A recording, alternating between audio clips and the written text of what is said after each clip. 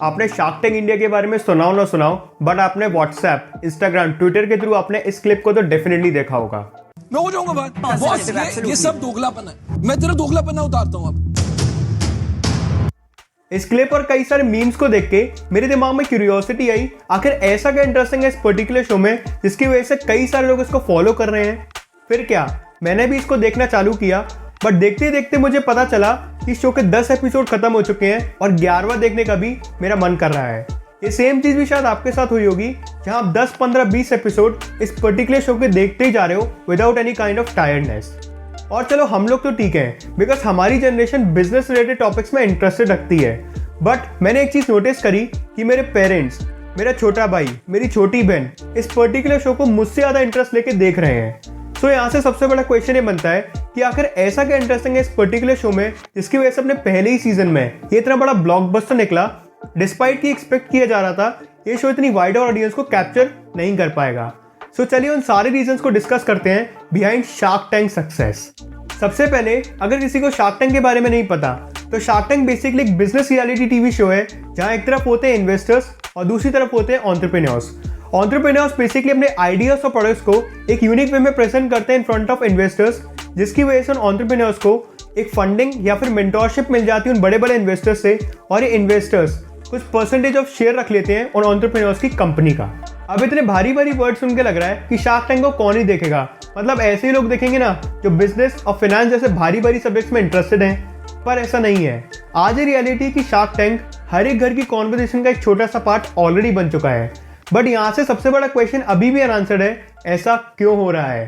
तो इसको beautiful explain करती है सद्या मोहन, जो द क्वीन की एक राइटर है। सद्या बेसिकली एक लिटरेचर स्टूडेंट है जो बिजनेस में बिल्कुल भी इंटरेस्ट नहीं रखती, बट उसके बावजूद भी ये शो उनके लिए बहुत ज्यादा एडिक्टिव है। क्योंकि सबसे पहली बात तो वो बताती है कि जो उनके और अदर लोगों के दिमाग में परसेप्शन था कि ये शो को समझने के लिए उन्हें बिजनेस या फिर फाइनेंस आना चाहिए, ऐसा कुछ भी नहीं है। अगर आपने शार्क टैंक को पहले एपिसोड से अभी तक फॉलो किया है तो आपको पता चलेगा कि शार्क्स और एंटरप्रेन्योर्स कितनी आसान भाषा में बात करते हैं कि एक आम आदमी भी उसको आसानी से समझ सकता है। और अगर बीच बीच में कोई डिफिकल्ट टर्म को वो लोग बोलते हैं तो 2 मिनट के लिए शो को रोका जाता है और शार्क्स पर्सनली उस टर्म को आसानी से एक्सप्लेन करते हैं ऑडियंस को। सो अल्टीमेटली मेरी राय में शार्क टैंक को सास बहू टाइप शो से समझना बहुत ही ज्यादा आसान है, जिसकी वजह से लोगों को बहुत ही ज्यादा पसंद आ रहा है। अब दूसरी बात जो इस शो को बहुत ज्यादा इंटरेस्टिंग बनाती है वो है पीपल एंड प्रोडक्ट। अगर आपने उन एंटरप्रेन्योर्स को देखा है जो इस शो में आते हैं, तो ना वो कोई बड़े बड़े इंडस्ट्रियलिस्ट हैं और ना कोई बड़े बड़े सेलिब्रिटीज। वो लोग हम जैसी सिंपल लोग हैं और हमारी जैसी सिंपल लाइफ जी रहे हैं, तभी उनकी जर्नी से हम आसानी से कनेक्ट कर पाते हैं।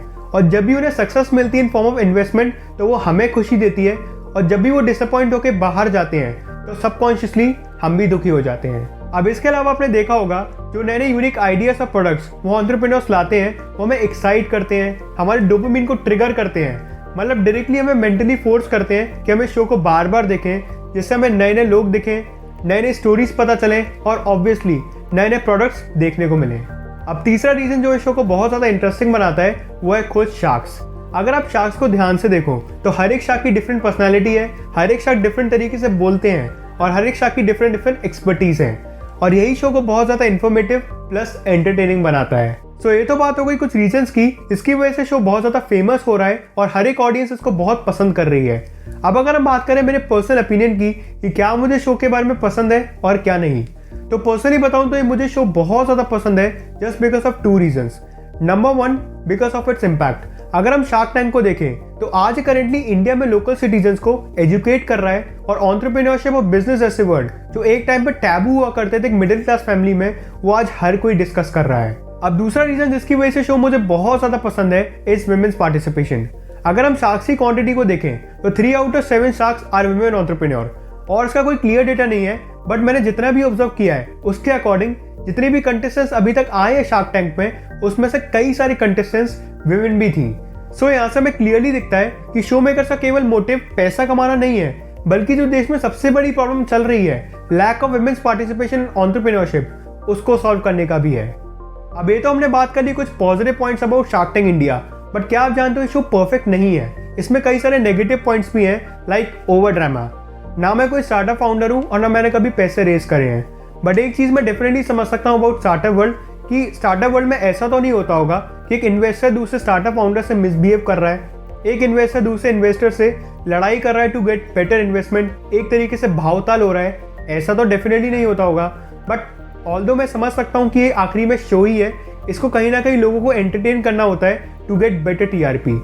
बट इस शो का सबसे मोस्ट अनोइंग पार्ट मुझे तब लगता है तब ब्रेक के बीच में मिस्टर रणविजय अपने स्पॉन्सर्स को कुछ ऐसे तरीके से प्रमोट करते हैं। IIT से भाई PhD करी लड़के ने, ठीक है, हम सुनो।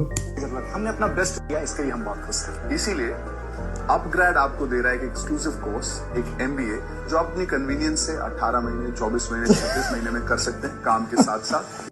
ये सब देखने में गुस्सा भी आता है, हंसी भी आती है और खुशी भी होती है कि शार्क टैंक इंडिया जैसे शोज हमारे देश में सक्सेसफुल हो रहे हैं और जेन्युइनली लोग इसको बहुत पसंद कर रहे हैं। शो का शार्क टैंक इंडिया जैसे अगर आपको वीडियो भी पसंद आई है तो please subscribe the channel, hit the like button and share the video.